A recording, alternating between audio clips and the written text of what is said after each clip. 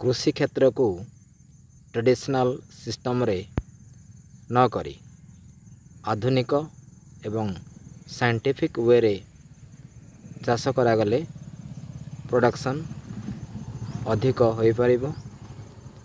Agriculture बिना Kandhamal economic develop हो पारिबो नाही।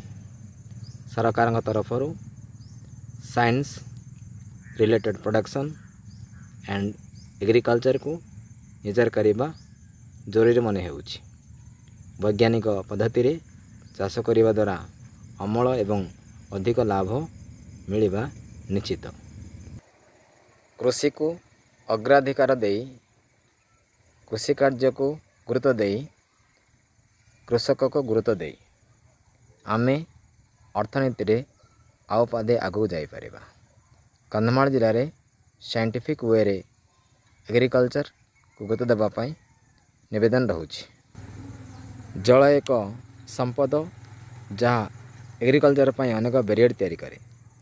तेणु जल संपदर सुरक्षा सहित आम आगक बढ़ापी निवेदन रहुछि। Let's use our scientific method to product more and more from our land, presented by Skit Foundation.